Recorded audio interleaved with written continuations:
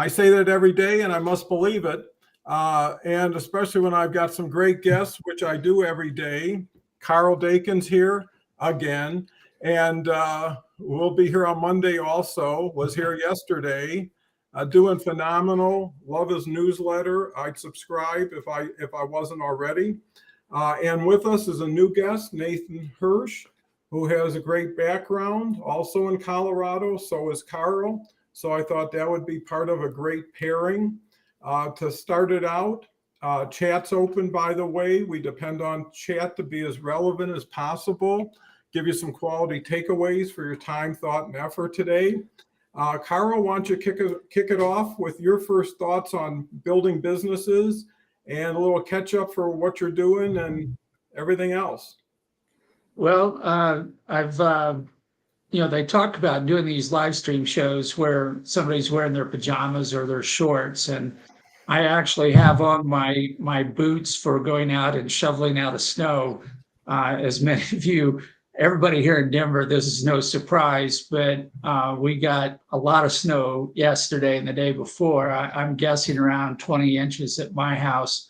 And today is tax day for anyone who is a limited liability company. Just a reminder that today's the day you have to file those 1065 forms or be penalized very heavily by the IRS. So that's our little word of the day advice for anybody who forgot that today is the day.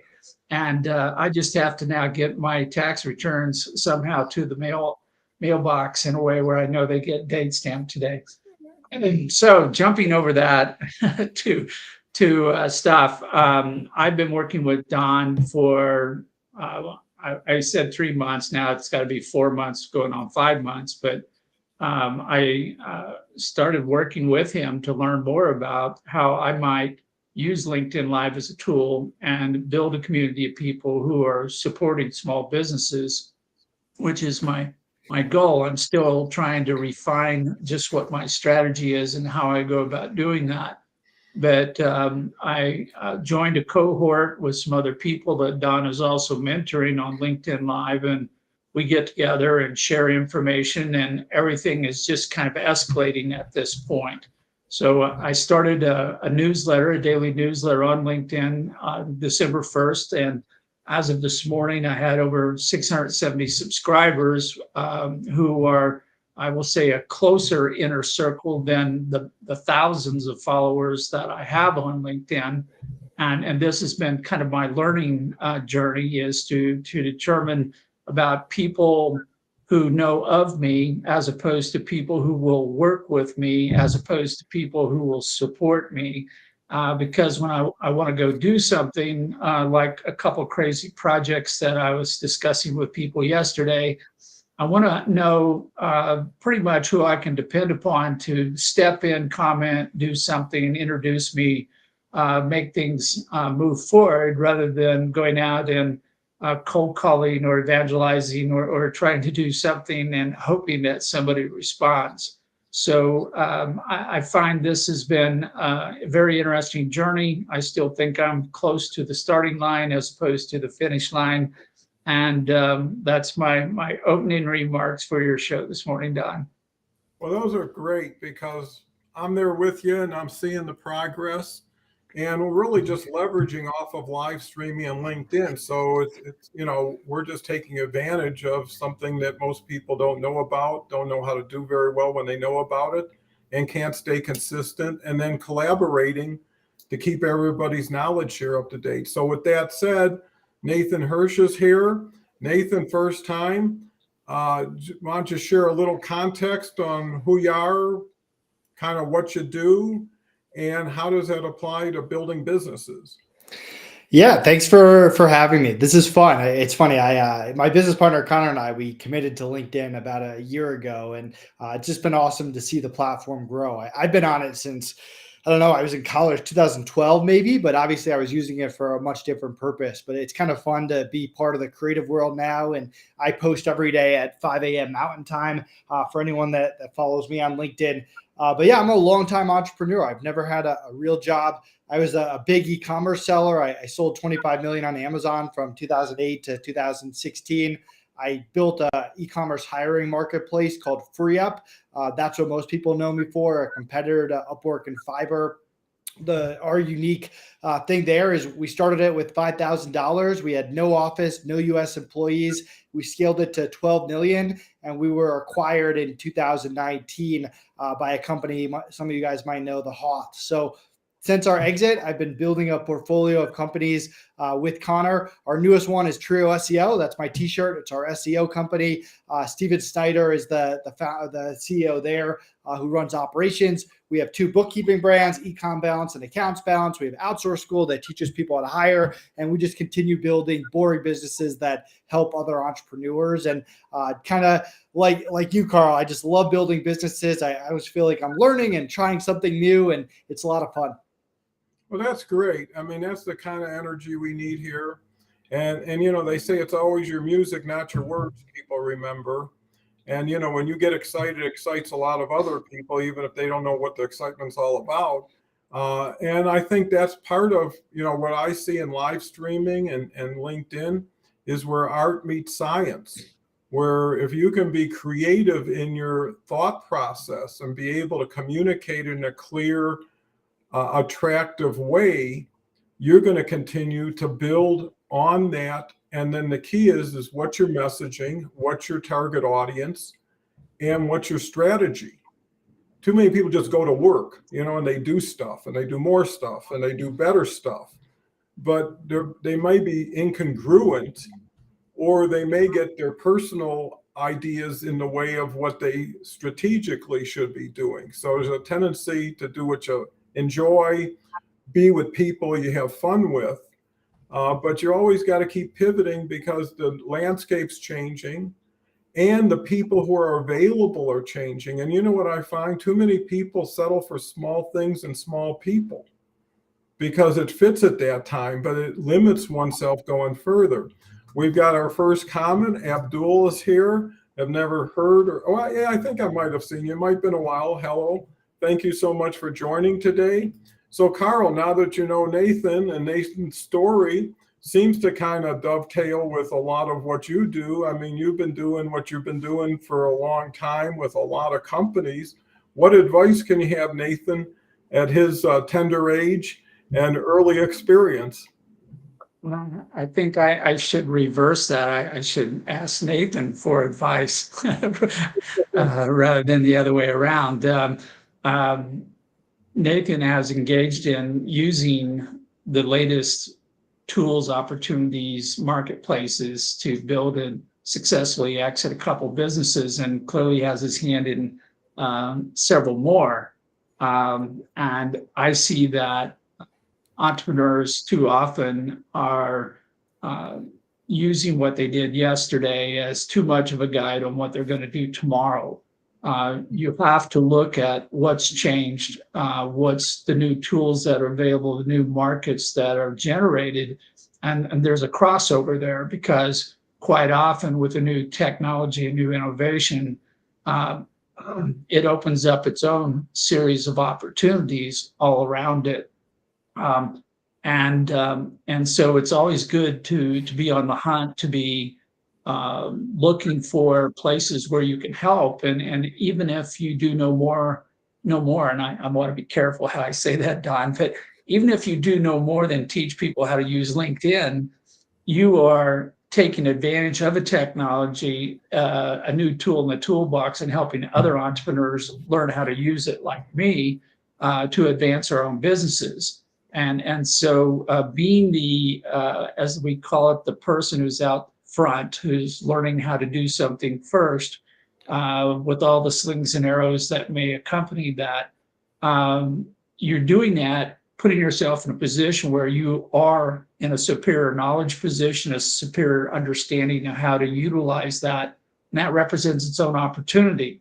Whether you're selling a common product or a new product, it's still something new. So I think that today it seems like we're making major adjustments in the capital markets, economics, cultural, everything keeps changing. And the pace of change seems like it's so much faster than it used to be. I saw an article yesterday where they were talking to boomers like me about how much did you pay for your first house? And they're coming back, oh, about $35,000, and trying to, for a person who's just out of college today, trying to buy their first house and going, I can't afford this, and my student debt's killing me, and everything. It's such a change of behavior of markets and so forth. And having done this for over 40 years, the only thing you learn is that change is constant and it's difficult to keep up. And it's part of the reason why I reached out to Don for using LinkedIn Live was I didn't feel I had the time to invest to learn everything that Don knows. And at the end of the day, knowing now what Don knows, I don't want to know everything Don knows. I just want to know enough to help me do what I do in working with small businesses and raising funding. So, change, innovation are all there, but they're also linked with opportunity. Yeah, there's a lot of quality points you have there. And, what comes to mind is dynamic change, and it's happening with or without you. You don't have a choice whether it happens. You have a choice whether you stay with it. The other thing is everything ultimately is going to come down to time and cost efficiency for all parties involved, right? So more happening with less effort in less time will always win the day. How do you compress? And, Nathan, by being on these e-commerce marketplaces, and I'm fully aware of what that business is tenths of a point makes a difference. They used to say in retail is detail. Well, everything is detail. And how much do you focus on things no one else is focusing on to distinguish and differentiate yourself? Because now it's a global marketplace, right? You got to not be better. You got to stand above everybody for visibility. So how do you elevate your brand? How do you elevate your presence? And that's by choosing your message, consistently hammering that same message, not here's what I know, here's what I like, here's what I'm going to talk about today, and then measuring against it. Because there's so many people on LinkedIn that plant and cultivate and go back to planting and cultivating, never getting to harvest because they don't even know what the harvest is. They're just thinking it's like a lottery. I get 10,000 connections, maybe something will happen to me. I have 10,000 conversations, maybe some will happen to me. The difference is being proactive and creating the direct approach. People want clarity, they want brevity, they want speed. And, their timetable's not yours, especially in attention. But before we go any further, let's recognize Christine. Christine's been with us about a year at least. Wonderful lady. I can't talk enough about her. Family, MBA she's going after, corporate job, and everything else she does. She is the model of multitasking, but really growing and changing and evolving. I don't know who this is, but good morning all. Good to see. I think it's Carrie. Good to see Don and Carl again and to meet Nathan. Great. Here's a new name, Professor Dr. Yvonne Botris with clapping hands. Greetings. Glad to have you. So Nathan, what drives you as to continue to expand? And, because again, the more companies you're involved in, the more balls you have in the air. And how do you see you differentiating yourself in the marketplace by how you either manage these companies or help them be more strategic? Yeah, so I think my version of being an entrepreneur has changed throughout the year. So for years, I was just doing Amazon. That's all I was doing 24/7. Free Up, same thing. 4 years, I ate, slept, breathed Free Up. And from the exit, my goal was to diversify. And with that, it kind of challenges you to be out of the operations, not be the CEO, but instead be a founder, be above the business and stuff like I own 2 bookkeeping brands. I'm not a bookkeeper. I'm not a CPA. So if I'm going to run those companies, I need to hire bookkeepers, hire controllers, hire people who can make decisions, build out the processes. I can support them around it with the strategies, the marketing, the hiring, the stuff like that. But every business that I start now, I only start if I have the right operator, someone who can take ownership. They have the entrepreneurial drive. They might not want to take the entrepreneurial risk that we do in terms of capital and stuff like that. But they're builders. They love building. So that's kind of my challenge. And what's been fun is how do we build one marketing team that's marketing for all these companies, put operators in each company, and then find businesses that have big markets, stuff like bookkeeping, SEO, hiring, not exactly the sexiest businesses out there, but they apply to every business. If you want to run a business, you have to hire, you have to do SEO, you have to do bookkeeping, and just take our small percentage of the market, usually around good customer service, good processes, knowing what an entrepreneur wants to value their time at the highest level. And that's kind of what's been working for us. And it's also just a different way of being an entrepreneur than maybe I did in my early 20s when it was just hustle all the time. Now I'm a new dad. I'm not trying to work weekends. I'm not trying to work nights. I'm retired from conferences and any work travel. So it really forces me to stay in my lane and put people in charge that can run those companies. That is such a smart approach. And the reason I say that is when people don't have a lot of opportunities, they chase every opportunity, instead of focused on that one and getting there in time and getting there in a great position. Instead of like, well, I got 5% here, 10% there, and it's not congruent. Because again, unless you're going to get leverage, I mean, when you aggregate companies, right, you need to get some leverage, or you just could have just stopped at one and invested more if it's just going to be different. So what I'm seeing, and I've done 700 of these shows in about 720 days. So for a year and a half, 7 days a week, I was doing one of these, is I see this as being the hub that can now support 7, 8, 10 companies in their communication strategy, in their collaboration strategy, in their connector strategy, right? Because when you pair 3 people on the same show, they're getting triple the audience they would have been on their own show, and much more if they didn't have a show. And at the same time, if you can communicate better to more people faster, you're going to win the day over those who didn't. I mean, to give you an example, Walmart's biggest reason for taking over Kmart was they were the first to install satellite dishes in their stores. And headquarters would get information a day or two earlier and be able to use it than Kmart. And it created like a 4 or 5% percentage of distribution benefit. So when you can, and another thing is change is coming faster than ever. Windows of opportunity are appearing more than ever, but they're opening and closing faster than ever, right? Because they become legacy in time, or someone just masters it better than the people who were there before them. So I see this as, I was talking to a fashion house and they've got like 50 designers around the world. They're thinking about doing a live stream internally just for their 50 designers so everybody can get around the table, and share what's working for me this week. How do I save money? And everybody has an audience. You've got investor audience, you've got a service provider audience, you've got an employee audience, you've got a corporate audience.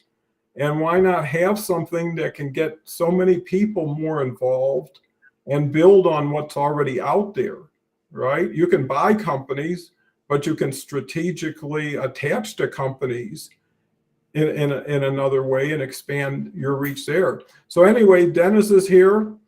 Dennis here every day. I'm here to learn. And Dennis is in Denver. He's had a heating and cooling business for 49 years. Wow. And it's just been great. And actually, I was so surprised when Dennis says he shoveled his own lawn yesterday or driveway, because it was heavy, let me tell you. And the professor comes back with an appreciation. So getting back to Carl, with all the dynamic changes and being viewed kind of in most cases as old school on the surface, Or at least old. yeah. How that's actually a bigger surprise when you come out of the gate and Carl's working on an avatar.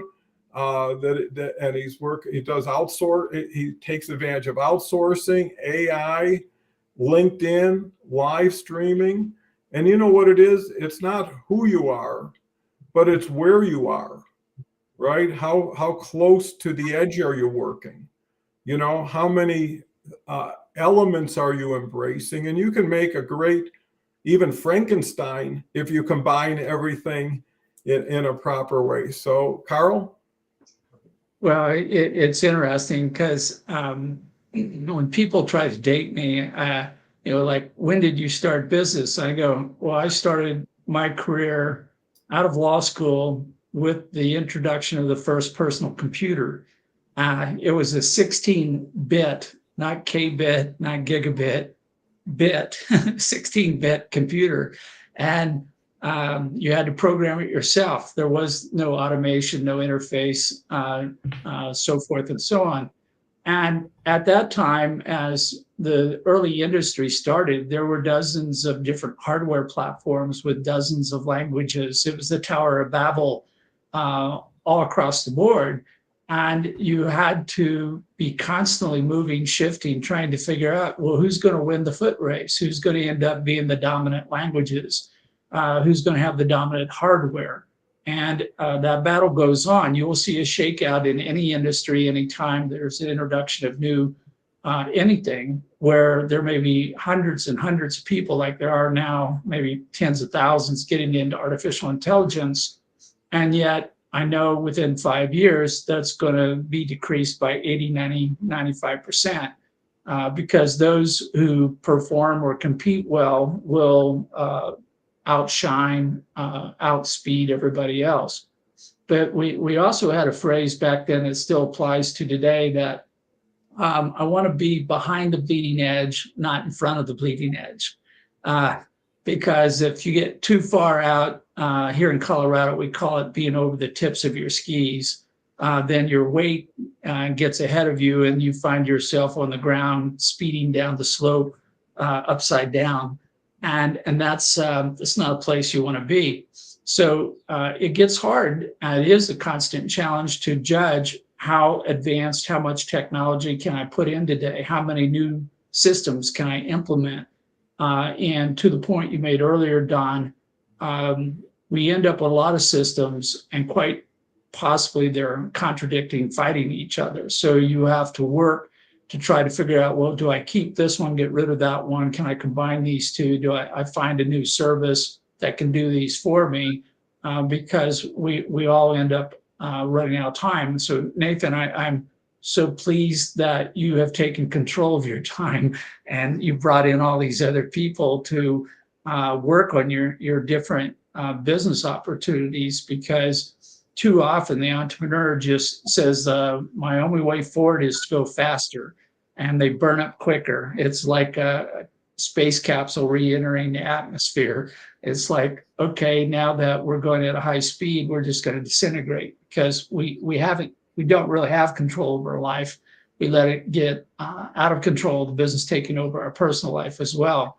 So it's a constant battle to maintain control while moving forward and changing and doing all these things. So it's good. And finding those new niches, helping small businesses is really a good thing that you're doing, Nathan. And we'll probably need to talk about how you're recruiting people, because you seem to be doing well in picking up entrepreneurs, or I will call it entrepreneurs in training, since they're not totally risk tolerant the way that you may want them to be, or maybe not.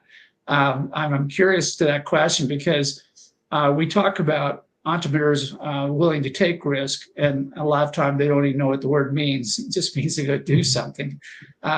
But a lot of people would like to run a business, but they don't have a risk tolerance. They're risk adverse. So how do you kind of pick a person who can do something as an entrepreneur without them going off on their own and getting lost, and at the same time not being so conservative that they're not getting the job done? Yeah, it's a good question. It's funny. I consider myself risk adverse, which is weird to say because I've been starting businesses forever. But I mean, I bootstrap everything. Most of the companies I start, it's with small amounts of money, five to $15,000.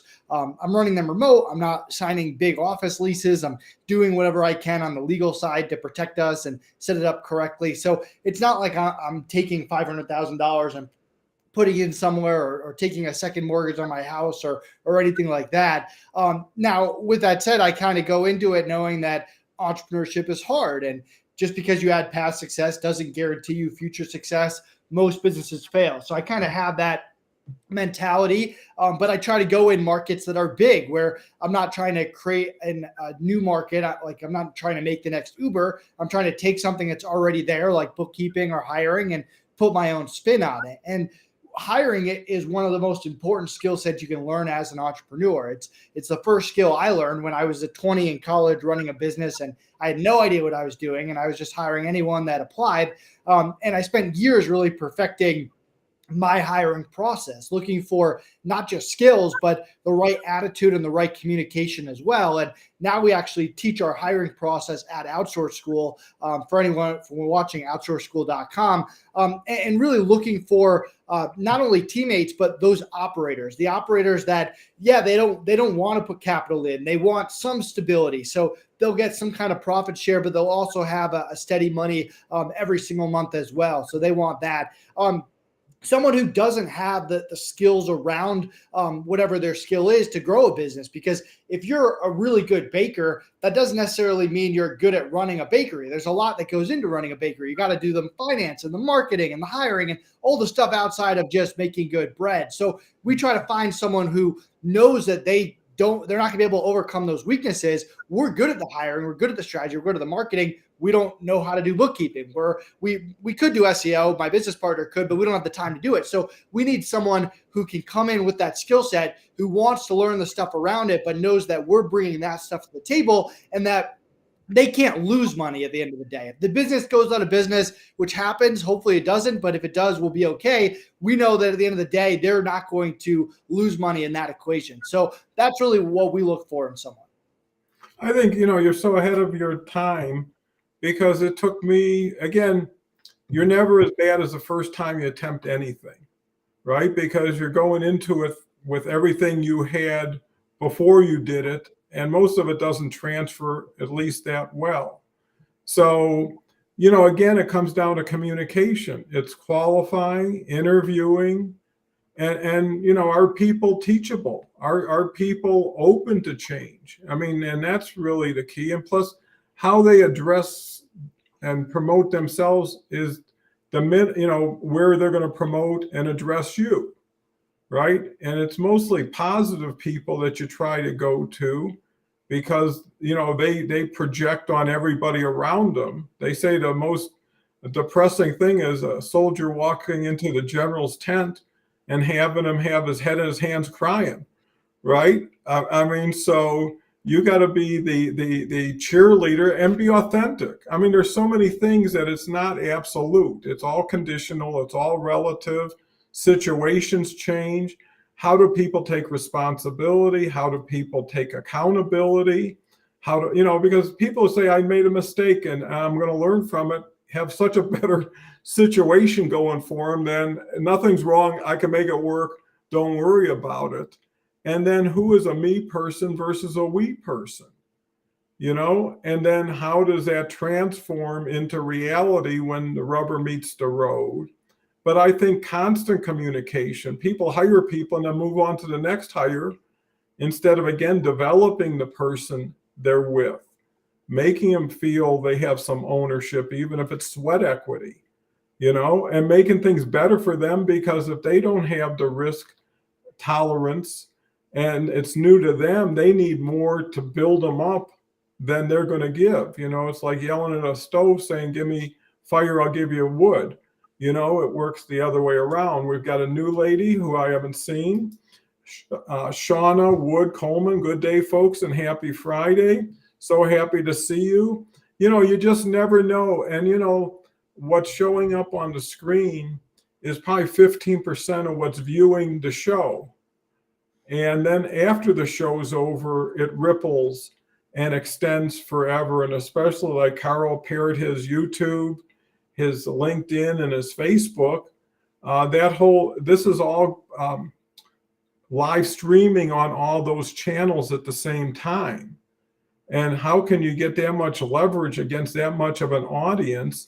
And that's really where niches are riches, taking something like SEO and taking a part of SEO, maybe the best part, maybe the part you're most proficient at.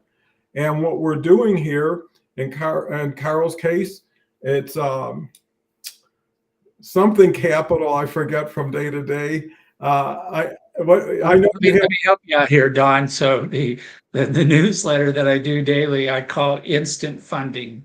And I selected that title because that's what everybody wants to talk about. They don't want to talk about tomorrow funding or I've got to work hard funding. They want to talk about instant funding. And then I coupled that with my LinkedIn live show called Successful Funding. So we're kind of dealing or dancing between a theoretical goal and an actual goal. Between those two things, but it's all about funding, and funding is just another activity that a business can encounter. But it's similar to what Nathan's talking about. Most small businesses have no idea about funding, and worse yet, what they do know, they saw on Shark Tank or they saw at a pitch competition, which is actually so far from reality. It's hardly worth even commenting on.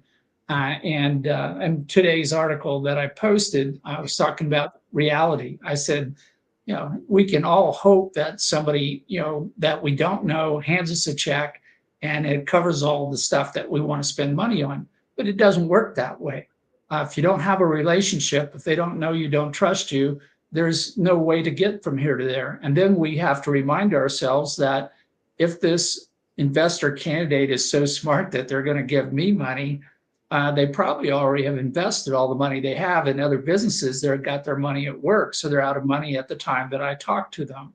And then the most important part of this sometimes is reminding everybody that every small business is competing for funding with everyone, not just the other small businesses, but with their church, their local government, their spouse. Like you spent money on what? Kind of a question you get every now and then, and it's just hard to do that. But finding people who can be on your team, either in-house or outsource it, is still part of your team, and using them when you need them, as you need them. But looking for people who know what they do, know it well, and this is something that is particularly hard from startup to scaling, which I've been dealing with a lot recently, because again, the entrepreneur says, well, I did it once successfully, I can do it 2 times. And I go, okay, I'll agree with that. Then they go, I can do it 10,000 times. And then I start having issues. I go, are you really capable of doing this 10,000 times? Or do you need more people, more staff, more tools, more infrastructure? And this is where quite often the founder needs to step back and start finding an operational person or an operational team who has the skills, who may be not the person who opens the door, but certainly can close the sale and move the whole business forward. So I find to me, what we've been talking about is building communities at a much broader spectrum, but that community starts with your team, and team is defined as everybody on your staff, all your officers, all your board of directors, all of your board of advisors. This is your core who you work with day in and day out. And then from there, you expand into your community. Well, I think what this also brings is a individual voice that gets heard. I mean, to the point that in Nathan's case, he's diversified and everything else. But Nathan, I know you got to run off pretty quickly. Just want to kind of hear what other thoughts you might have that are pertinent and relative to what we're talking about.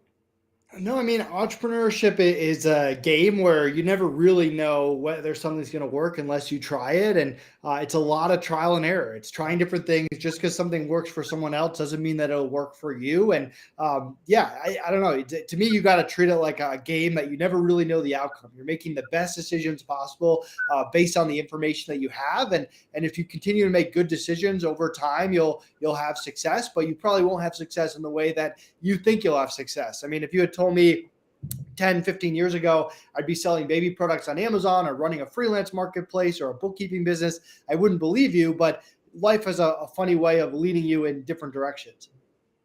Well, I think that's so smart because you don't know what you don't know. You always start out where you are and hope to get where you're going, and along the way, you learn, you meet new people, you see new opportunities, and all of a sudden you optimize it in that direction. So it's like a mountain. You don't go straight up. You get to a base camp, rest, figure out the next approach. So how do you deal with patience, and perseverance? Yeah, it's a good question. I'm not a very patient person. That's probably my weakness. I always joke that my business partner is kind of my therapist and gets me to slow down. I'm always trying to go as fast as possible. And sometimes it's a good thing. Other times it's better to slow down and build out processes and not go full steam ahead. So I don't know if I'm the right person to ask for the solution there, but it's something that you have to balance as an entrepreneur because sometimes growing fast isn't necessarily the right way to go. Yeah, you're so right. And balance is so important. And like you say, putting family, I always put family first because I knew they were always going to be there, whether the business was or not.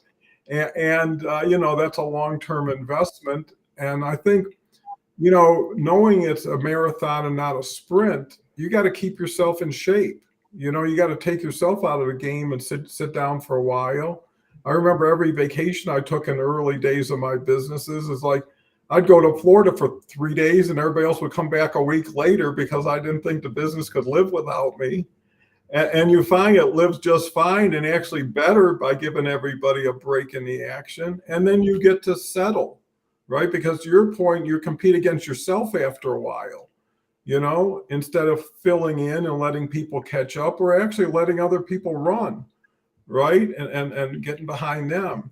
So, there's so many valuable tips that are really just nuances or facets of something that people aren't aware of and don't really focus on, that little things done right compound over time in great ways. And it's that how to eat an elephant strategy, one piece at a time. And I think business is something to be enjoyed. Right? It is kind of an art form and a science in itself. And, sometimes when you exchange frustrating with fascinating, things get better. Right? It's like, how could this happen? This is fascinating versus I'm ready to pull someone in here and give them a piece of my mind. Plus, there is something to reflection, something to responding and not reacting.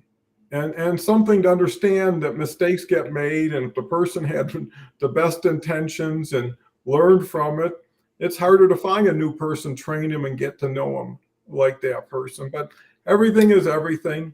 Any last thoughts you want to say, Nathan, before you head out? No, I'm trying to follow in Carl's lead. We just launched a newsletter. If you go to nathanhirsch.com, that's my newest little project I'm working on. We send it out every Sunday. So if you're listening, feel free to join that. And really appreciate you guys having me on. And I'm sure I'll see you guys around LinkedIn. Oh, sure. And I'm going to reach out. We're going to have a call. So love to hear your feedback. So thank you, Nathan. Enjoy the weekend, and we'll talk again. You too. Bye, guys. Bye-bye. Bye. So, Carl, that was refreshing, getting a new insights from someone who's so far been pretty successful. Yeah, there's trends right now saying that entrepreneurship is trending downwards, that we have fewer startup businesses, and that this is generally viewed as a negative thing. I'm in an agreement with that general concern. And there are so many reasons not to start a business today or not to be an entrepreneur, because it is hard. there is risk associated with it. And at the same time, it seems like most of the rah-rah cheerleading encouragement to become an entrepreneur is without substance. It's somebody's got an agenda where they're pushing you to go out and start a business, which may not be right for you as a person. It may not be right for you at this time in your career. It may be not right for so many reasons. But I'm so happy when I see people like Nathan who have gotten out there, have been successful, and are continuing to create new businesses because they are a source of inspiration and energy to everybody around them. And it sometimes, as I was listening to him talk, it seems that the successful entrepreneur sometimes is the person who can innovate rapidly, who can quickly test an opportunity and either step into it or step away from it, so that they're not going all in. As he said, I'm not putting $500,000 or $250,000 into something and then finding it blow up on me and then having to clean up the wreckage on the backside. He's testing all the time. He's extending beyond what he knows to what he doesn't know, but he's got a home base. He's got a base of operations, which represents his experience, his confidence, and how he goes about doing things. And that now is serving him well as he tries to do more. I think there was a quote by Peter Drucker, I may have the wrong source on this, that said that entrepreneurship is like driving a pickup truck after dark in reverse, using the rearview mirror as your guide. And it feels like that all too often, that as you go out and do something new during the day, you're constantly kind of checking to see, did I go blue ocean and step so far away from everybody that nobody knows where I went? If they send out a search party, they'll never find me. Or am I simply looking at the world differently, meaning that I haven't moved, I just have a broader vision of the world, and I now see things more clearly, which may reveal some new opportunities and some things I can do. And at that point, I don't feel like I'm at risk. I'm doing things better and differently, but not in a risk fashion. So it's always interesting to get a bunch of high-charged, I will call it constantly evolving entrepreneurs in a room. It creates its own synergy in a way that is it's a feel-good type of event. You're absolutely right, because when Nathan was talking, I was where Nathan was at one point, right? I had just started a family while I had my business. I had to make a lot of mistakes in every area to understand at least the area, let alone how to be proficient at it. And you forget when someone has almost unlimited energy, almost unlimited reach. But here's the differential now is, and when I was doing business in the 80s and even 70s, it was a physical world. When you went to borrow money, you needed money for a location, for a plant, for a system, right? And now, because of apps, software isn't anything what it used to be. And there wasn't even software at a certain point. And you start to see that it's really people and it's strategies, and you don't have to have a 5-year plan. You just have a 6-month plan that if you're successful at it, now you figure out how to fund the next 6 months instead of cover all the bases. And now you've got a commitment for a lot of funding with a lot of people with expectation. And you can always speed up, but you can't always slow down, or you can always reinvest, but a lot of times you can't uninvest, and plus that gives you, like he says, a $10,000 or $15,000 investment is still nothing to sneeze at. If you make a mistake with a person, you're only out 10 or 15, and hopefully everybody learns something, everybody a little better for it, even if it's not what they expected, versus the big play, the massive infrastructure that's necessary. And the other thing is we are in a just-in-time pay-for-performance arena. And what I found when I did some turnarounds and restructurings, it was always the fixed overhead that killed you, right? It was the leases you couldn't get out of. It was the employment situations you couldn't get out of. Or if you did, it would just, it was very sensitive. Now, if it's just in time, pay for performance, that way when something happens, something else happens or something else doesn't happen. It's shared responsibility. It's shared accountability. I mean, I used to have sales reps come in and say, this is going to be the best thing ever. You're going to make a fortune, right?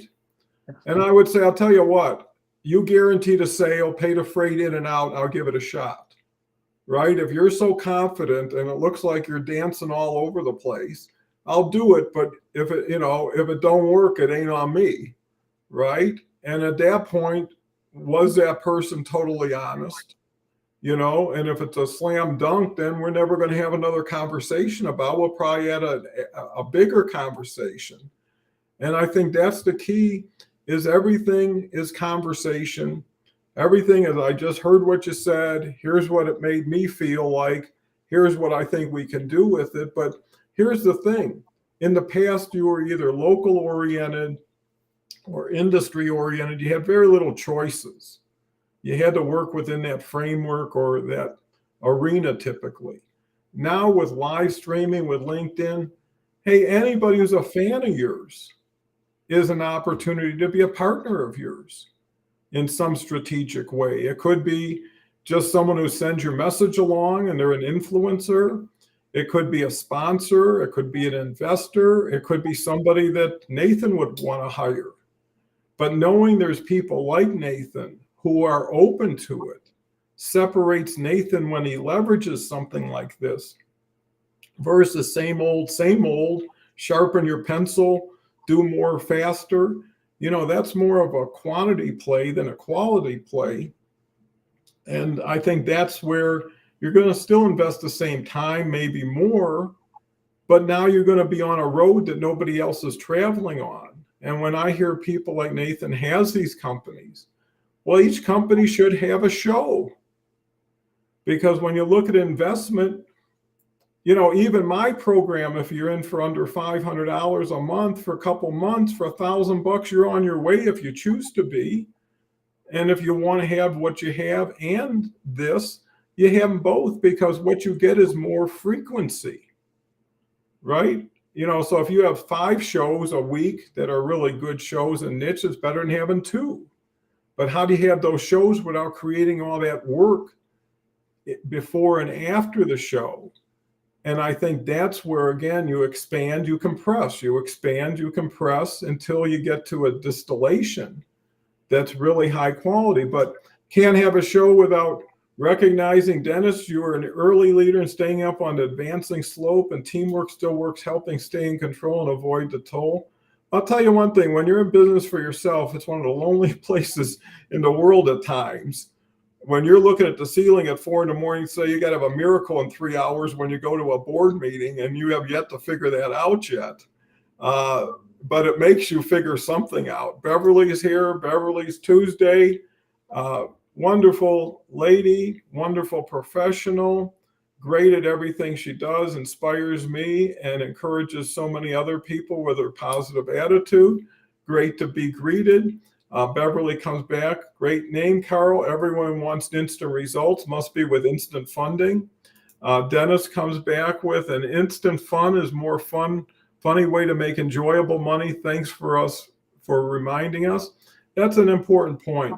Have some fun with everything you do. Have fun with the people you're with. It's not always nose to the grindstone. Sometimes it's like, hey, let's go out to lunch and just enjoy lunch. Right? Take a break from the action, do something different, mix it up a little bit. There's always tomorrow if you take care of today. Dennis comes back. If you're not a patient person, you could stay a healthy entrepreneur for sure. Yeah, patience is a virtue, because sometimes it just takes a while to come full circle. You got to let it be to allow it to continue to go where you want it to go. But here's the thing, if you got 10 bets going, you don't focus on any one. It's like watching grass grow. It takes too long. Professor comes back with thanks again, appreciate it. So, when I look at Nathan, and there's so many people like Nathan. I mean, we're talking Colorado, but if you talked nationally and then you talked internationally, how many people would love to know what Nathan knows? And I think that's where you expand, initially, and I was reading that Stephen Covey book again, and, there's dependence that can move to independence. But the ultimate goal is interdependence, right? Where now you got 6 people tied together on a common purpose, independent of each other, but justifiable for each other. And that's one more level of complexity. But again, once you achieve that level, you have a competitive distinction. Because I know even with raising capital, there's always going to be, what's the risk factors, right? And you list them: political something, weather something. I mean, there's no end to what negative could happen, right? And I think, well, and we like to put it out there if it's there, because when it happens, like, well, we knew this could happen. Plus, full disclosure always goes a long way too. I think when you look at something that some people may think is stodgy, because when most people think of banking in their mind, it's just transactional, right? Borrowed money on a car, got a mortgage, needed a loan for school, whatever. And they don't understand how someone who is a specialist, just like a surgeon, is so much more valuable than somebody you just found in the yellow pages. And that's not even around anymore. Carl? Well, it's interesting as we talk about this. One of the first lessons I was told as a founder, a startup entrepreneur, was on the first day you start the company, on the second day you start searching for your replacement.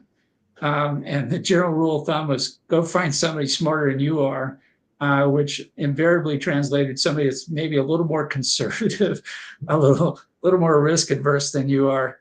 But in leading different teams on different projects, I find, one of the biggest challenges is communication. And I want every person on the team to understand where this opportunity is headed and what their role is. Like I call it a pickup game.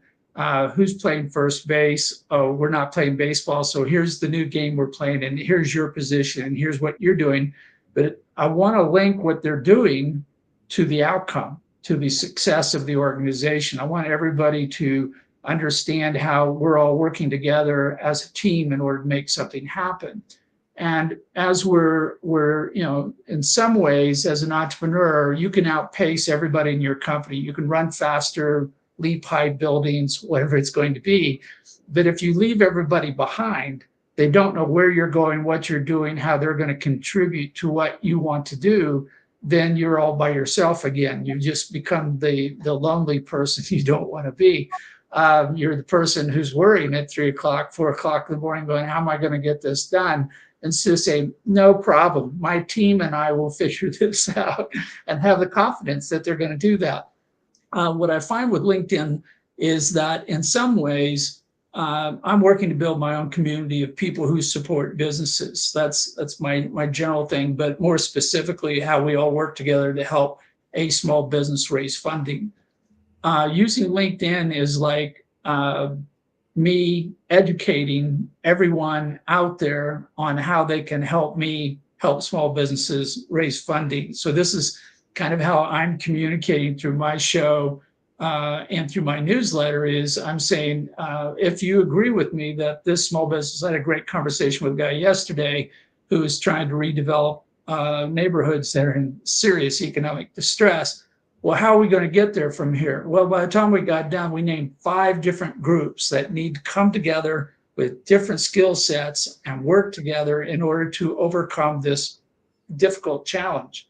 But if we do it the way we talked about it, it actually is no longer difficult, because we have all the right skills, we have all the right people, the right experience, and the risk disappears, which is a lot of what Nathan was pointing out. He says, yeah, it sounds risky, but I know what I'm doing.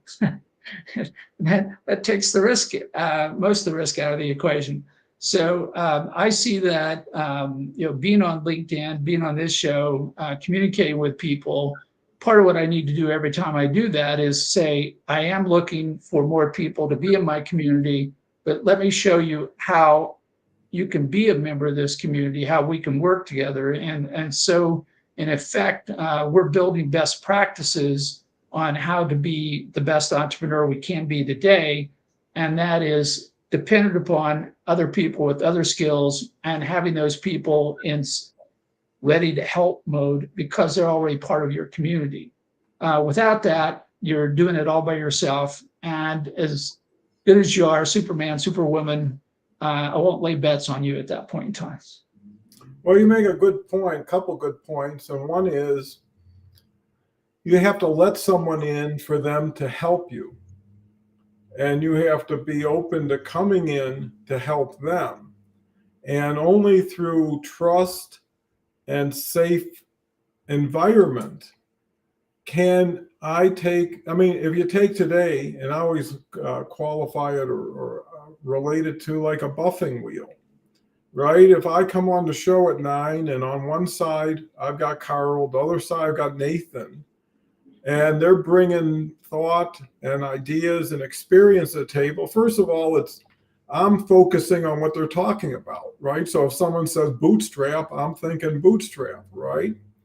Well, after the conversation, my vision has changed. Why? I adopted a lot of Nathan's youthful, getting started nature, Carl's experience, wisdom, but also being at the front line and starting line with somebody like Nathan, because if you adopt something, whoever, I mean, you buy a camera, someone buys the same camera, you have the same opportunity and capabilities. They don't care who's snapping it.